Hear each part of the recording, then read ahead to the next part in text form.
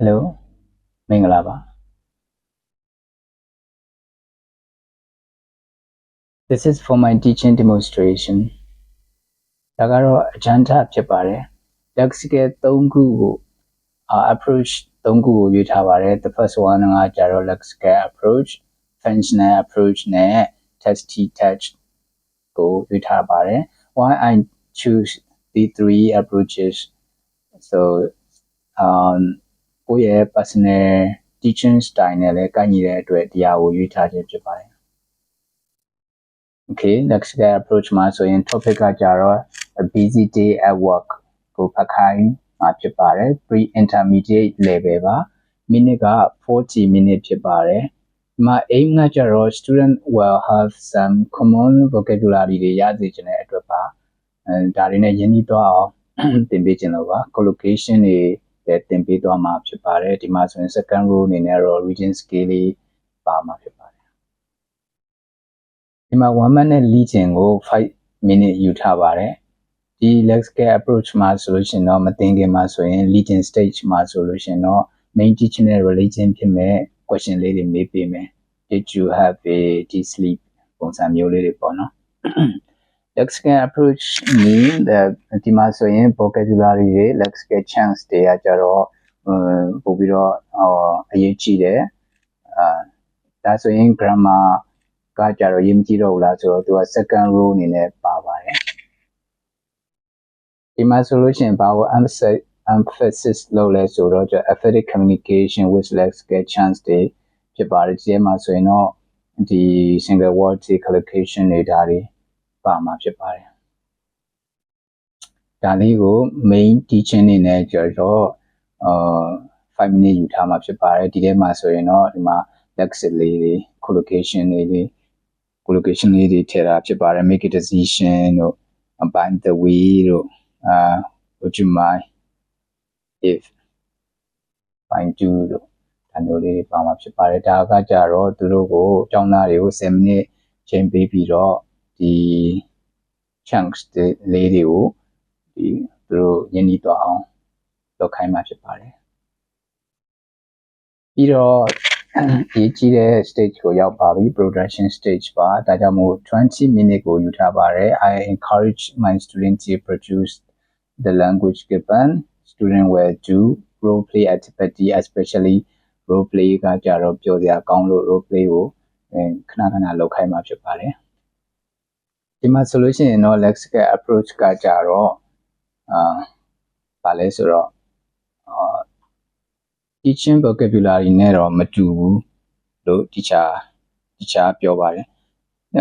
teaching vocabulary ကကြတော့ဘာလဲဆိုတော့ကြတော့target vocabulary တွေကိုသင်ပေးတာဖြစ်တယ်အဲဒီမှာ isolated word တွေရတော့ဖြင့်သင်ပေးတာပေါ့နော်ဒါပေမဲ့ဒီ lexical approach ကကြတော့ learning chunks တွေကိုသင်ပေးတာဖြစ်ပါတယ် chunk by chunks တွေကိုသင်ပေးတာဖြစ်ပါတယ်ဒါကကြတော့ the first approach lexical approach ဖြစ်ပါတယ် second approach ကကြတော့functional approach ဖြစ်ပါတယ်ပေါ့နော် function ကကြတော့ literature approach လေးမှာဆိုလို့ရှိရင်phone function တွေရှိတယ်လို့မျိုးပဲသူမှလည်း language ကိုမှ function တွေရှိပါတယ်ဒါကြောင့်ဒီမှာသင်ကြားမယ့် main topic ကကြတော့ topic က my school trip ကိုပြင်ထားတာဖြစ်ပါတယ် pre-intermediate ကျောင်းသားတွေအတွက်ပါဒီမှာ aim ကကြတော့ student will understand functional language ကိုဒီ function language ကိုရဲ့ function တွေကိုသိသွားစေချင်လို့ဖြစ်ပါတယ်ဒီမှာသူတို့ရဲ့ speaking skill လေးကကြတော့ second role အနေနဲ့လိုက်ပေးမှာဖြစ်ပါတယ်ပြီးတော့ကြတော့ဒီ function တွေပါတဲ့ဒီ dialogue လေးတွေပြင်ထားပဲပေါ့နော် between အောင်ရင်စုသူတို့နှစ်ယောက်ကြားမှာပြောတဲ့စကားလေးတွေဖြစ်ပါတယ်ပြီးတော့ဒီမှာဆိုလို့ရှိရင်ရှင်းပြမယ်ဘာတွေရှင်းပြမလဲလို့ဆိုတော့ဒီ requesting တွေinviting တွေ agreeing disagreeing တွေဒါတွေကိုအထူးသဖြင့်သူတို့နဲ့ရင်းနှီးသွားအောင်အချိန်ပေးပြီးတော့သင်ပေးပါမယ်เนาะ accepting invitation တွေလာမယ်ဒီကြတော့ညင်းဆိုတဲ့ declining an invitation တွေလာမယ် apologizing တွေဒီ accepting an apology တွေ သူတို့ယဉ်နီးသွားတဲ့ခြင်းနဲ့ဒါတွေကကြတော့ role play ဆော့ဖို့ဆိုရင်တော်တော်လေးကောင်းတယ်လို့ထင်ပါတယ် Okay, functional expressions for real world မှာဆိုလို့ရှိရင်တော့ this activity will take around 20 minutes ဘာကြောင့်လဲဆိုတော့အရေးကြီးလို့ပါဒီမှာဆိုလို့ရှိရင်ဒီ stage ကကြတော့ the most important part of my teaching ဖြစ်ပါတယ်ဒါကြောင့်မို့ student တွေကအချိန်ယူရပါလိမ့်မယ်ဒီမှာ languages taught through real life function real life communication ဖြစ်ပါတယ် language ဆိုတာကကြတော့ကိုစီးနေတဲ့transportation ပုံစံမျိုးပါပဲเนาะ vehicle for the expression of functional meaning ဖြစ်ပါတယ် language ဆိုတာကကြတော့ဒါရင်းနှီးအောင်ထပ်ခါလေ့ကျင့်ရမယ့် function လေးတွေကိုသင်ပေးသွားမှာဖြစ်ပါတယ်ဒီမှာဆိုလို့ရှိရင်တော့ student I will encourage my student to do a role play activity applying to မှာသင်ထားပြီးတဲ့ functional language လေးကိုသုံးပြီးတော့သူတို့ကို role play ဆော့ခိုင်းမလို့ဖြစ်ပါတယ်သူတို့အဲ့မှာဆိုလို့ရှိရင်သူတို့အချိန်ပေးပြီးတော့group 3ခုရှိရဆို3ခုလုံးကကိုမတူ group နဲ့တ group မတူတဲ့ဒီ topic လေးတွေသူတို့ကြိုက်တာလေးရွေးပြီးတော့လောက်ခိုင်းမှဖြစ်ပါတယ်ဒီမှာဆိုရင် Q&A session ကိုတည်တံ့ထည့်ထားတာဖြစ်ပါတယ်ဘာကြောင့်လဲဆိုတော့နေ့တိုင်းက Q&A session ပါတင်တယ်ဘာကြောင့်လဲဆိုတော့ဒီထဲမှာပဲကျောင်းသားတွေကမသိတာကိုမေးမယ်ကိုကရှင်းပြမယ်နောက်ဆုံးကြတော့သူတို့ရဲ့အထောက်မှုလေးတွေကိုကြည့်ကျူးပေးမယ်ပေါ့နော်ခါတန်းကျတော့ကြည့်ကျူးမဲ့အစားကိုလိုသလိုမသွားတဲ့အတွက်ခဏဗလိမ့်မိခဲ့တဲ့နေ့တွေလည်းရှိပါတယ်ဒီဟာကတော်တော်လေးဆိုးပါတယ်တတိထားမိတဲ့လောက်ဆိုလို့ရှိရင်အဲ့ဒါတွေပြင်ရပါမယ်ဗလိမ့်မဲ့အစားတိတိတသာရောချစ်ကျူးပေးတာကောင်းပါတယ်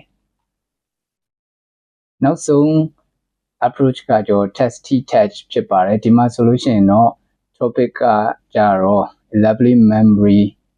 ဖြစ်ပါတယ် MEMORY memory ဖြစ်ပါတယ် beginner တွေကိုရည်ရွယ်ပါတယ်เนาะ minute က40 minute ဖြစ်ပြီးတော့ focus ဘာထားလဲဆိုတော့ student will differentiate between present simple and past simple ဒီနှစ်ခုကိုသင်ပေးမှာဖြစ်ပါတယ် grammar သင်ကျင်လို့ပါ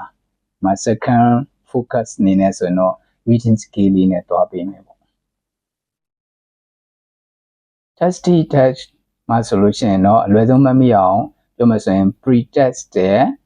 teach ရယ် post-test ရယ်ဒါဒီ approach ကိုဆရာတော်တော်များများလည်းနှစ်သက်မယ်ဖြစ်ပါတယ်နှစ်သက်ပါလိမ့်မယ်ကိုကတော့ဒီဟာကိုခဏသုံးဖြစ်ပါတယ် the learners are tested first learner ကိုပထမဆုံးသူတို့ကိုအကြမ်းဖြင့်ဒီခုကိုလောက်ခံလိုက်မယ်ပေါ့နော် listening နေ reading နေဘာကြောင့်လဲဆိုတော့ to identify gaps လုပ်ချင်လို့ပါသူတို့ဘာသိလဲမသိဘူးလဲဆိုတာကိုသိဖို့ပါသူတို့သိတာမသိတာတွေကိုကိုအရင်သိမှဒီချင်းကပို့ပြီးတော့ကောင်းပါတယ်ပြီးတော့ second အနေနဲ့တော့သူတို့ဘာမသိဘူးဆိုတာသိတယ်ဆိုလို့ရှိရင်အဲ့ဟာလေးတွေကိုသင်ကြားပေးမယ်နောက်ရက်ဒီမှာသင်ပေးမယ်ပြီးတော့နောက်ဆုံးအနေနဲ့တော့သူတို့တစ်ပတ်သင်ပြီးတယ်နှစ်ပတ်သင်ပြီးတယ်ဘာတွေနားလဲသွားလဲနားမလဲသေးဘူးလဲဆိုတာသိချင်လို့ final test ဒီနေ့တော့ post test ကိုလုပ်မှာဖြစ်ပါတယ်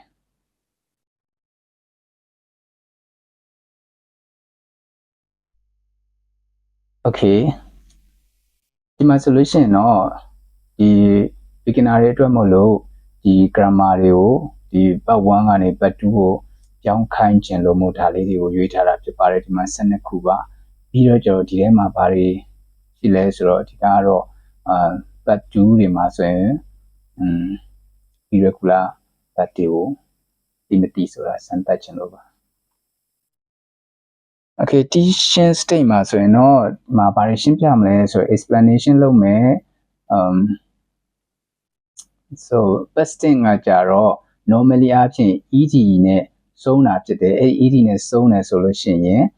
regular part ဖြစ်ပြီးတော့เนาะ ed နဲ့မဆုံးတဲ့ဟာတွေဆိုရင် irregular ဖြစ်ပါ irregular ဆိုတာခက်ပါတယ် regular part တွေကပါလဲဆိုတော့ ed နဲ့ဆုံးတာ part 1ရဲ့နောက်မှာ ed ထည့်လိုက်တာမျိုးတွေပေါ့เนาะinvited stopped past ဖြစ်ပါတယ် ဒါပေမဲ့တချို့ပတ်တွေကဆိုရင် irregular တွေဖြစ်တယ် irregular ပတ်တွေမှာဆိုရင် EG နဲ့စုံတာမဟုတ်တော့ဘဲနဲ့ and the students must memorize their past form တွေကိုလုံးဝ learning by heart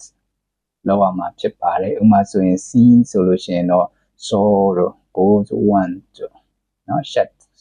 ပေါ့เนาะဒီမှာဆိုလို့ရှိရင်တော့ but 3လေးထည့်ခြင်းတယ်ဒါပေမဲ့လည်းပဲအရင်ကြီး complicated ဖြစ်သွားပြီးတော့ target ချော်တော့မှမလို့ but 1နဲ့ but 2ပဲရွေးထားပါမယ် but 3ကိုဒီမှာရှင်းမပြတော့ပါဘူးရှင်းပြရင်လည်းကျောင်းသားတွေကဝင်ပြီးတော့မှမလို့တမင်တကာရည်ရွယ်ပြီးတော့မတင်တော့ပါဘူးဒီမှာဆိုရင်တော့ post test အနေနဲ့ဆိုရင်သူတို့ကိုဖတ်ခိုင်းမယ်ပေါ့နော်ဖတ်ခိုင်းတဲ့အနေထားမှာဆိုရင်ပြင်းစရာလည်းမကောင်းအောင်လို့ဆိုပြီးတော့သူတို့စိတ်ဝင်စားစရာကောင်းမဲ့ lovely memory လေးတွေဒီ topic လေးကိုရွေးထားတယ်ပေါ့နော်ဒီမှာဆိုရင်တော့ဒီဟာတာပုံစံမျိုးလေးလည်းဖြစ်အောင်လို့ဇာတ်လမ်းလေးကိုရွေးထားတယ်ပြီးတော့ collab ဖြစ်ခိုင်းမယ်